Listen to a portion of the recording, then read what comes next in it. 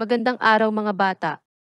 Muli, ako si Teacher JM at ngayong araw na ito, ating pag-aaralan ang araling panlipunan.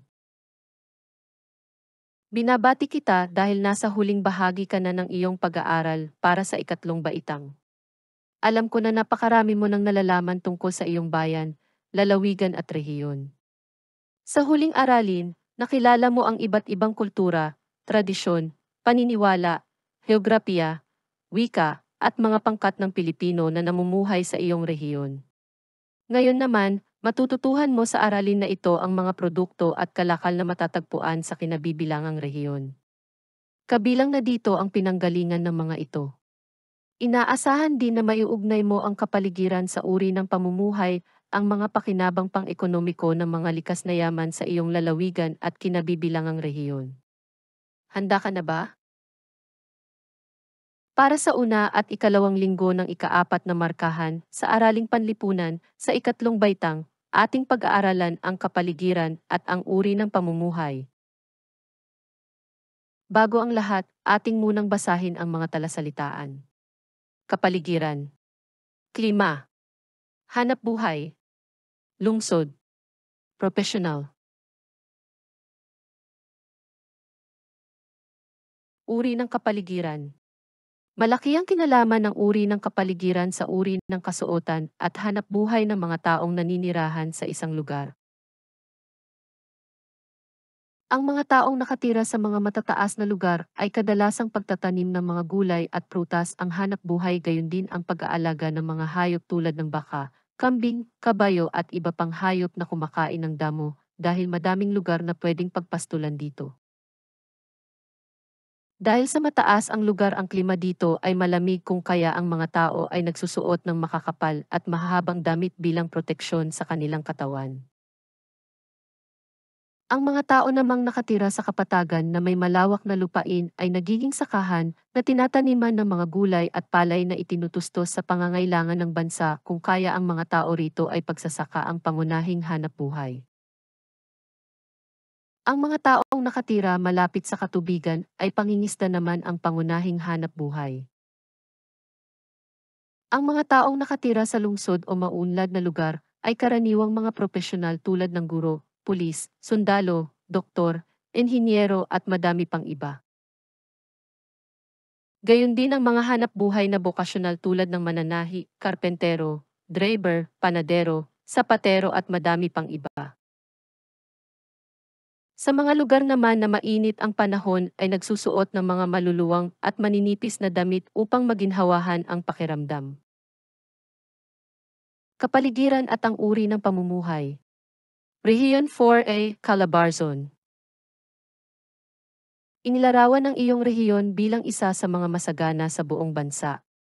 Mayroon itong malalawak na lupain, kagubatan, minahan at mayamang katubigan.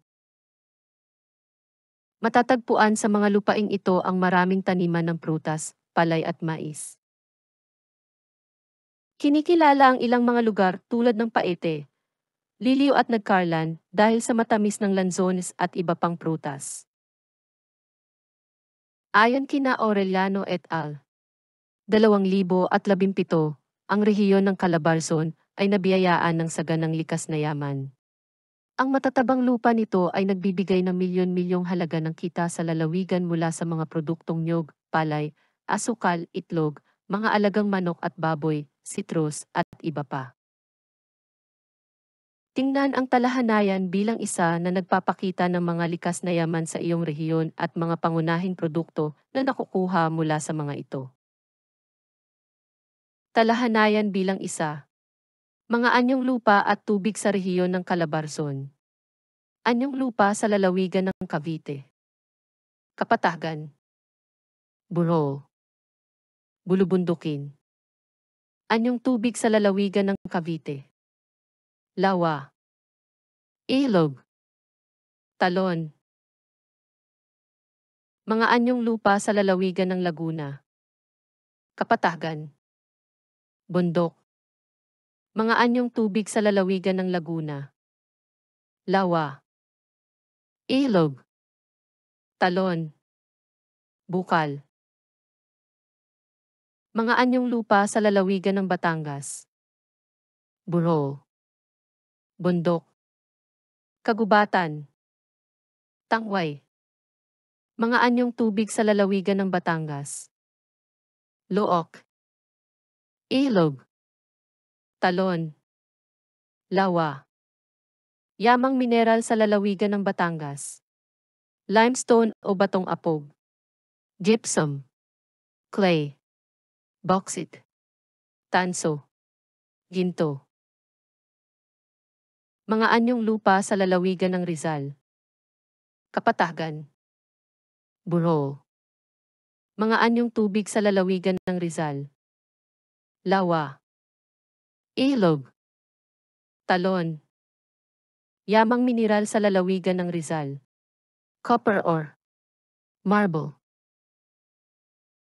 Mga anyong lupa sa lalawigan ng Quezon. Bulubundukin, kagubatan. Mga anyong tubig sa lalawigan ng Quezon.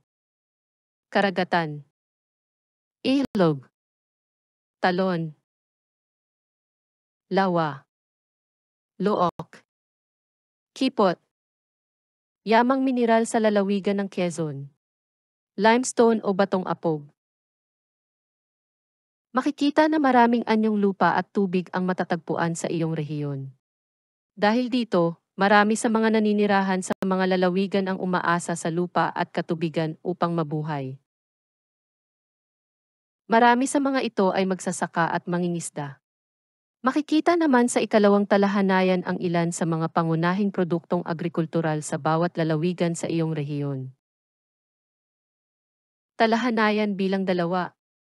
Mga pangunahing produktong agrikultural. Sa lalawigan ng Cavite.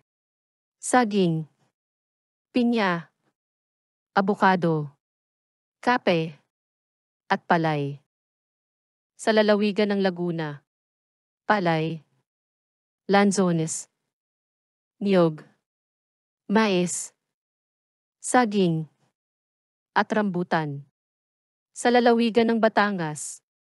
Palay, tubo, niyog, at kape.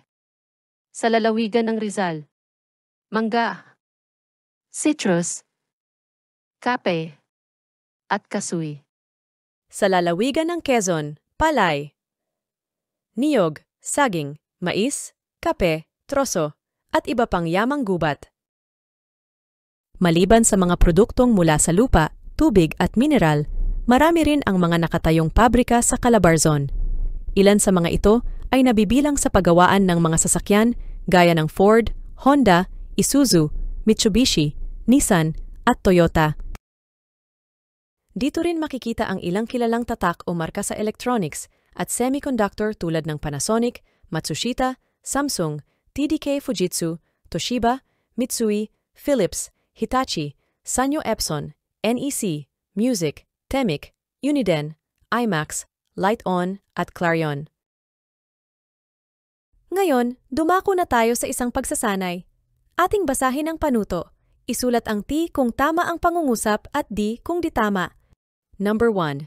Madaming mga profesyonal sa lungsod gaya ng guro, doktor, pulis, at marami pang iba. Number 2. Pangingisda ang hanapbuhay ng mga taong nakatira sa bulubunduking lugar. Number 3. Ikinabubuhay ng mga taong nakatira malapit sa anyong tubig ang panghuhuli ng isda at mga lamang dagat. Number 4. Nagtatanim ng palay ang mga taong nakatira sa kapatagan. Number 5. Nakakakuha ng mga prutas at gulay sa pangingisda. Ngayon, ating sagutin. Handa na ba kayo? Sagutan na natin. Number 1. Ang sagot ay titik T. Number 2. Ang sagot ay titik D. Number 3. Ang sagot ay titik T. Number 4. Ang sagot ay titik T. Number 5. Ang sagot ay titik D. Hayan mga bata, sana ay marami kayong natutunan tungkol sa kapaligiran at uri ng pamumuhay, lalo na ang mga nakatira sa Rehiyon 4A Calabarzon. Muli, ako si Teacher JM. Sana ay mag-subscribe na kayo sa ating YouTube channel para sa iba pang educational videos na meron tayo. Click like, share, and add comment na rin para sa mga content na gusto nyo pa naming i-cover. Maraming salamat. Hanggang sa muli!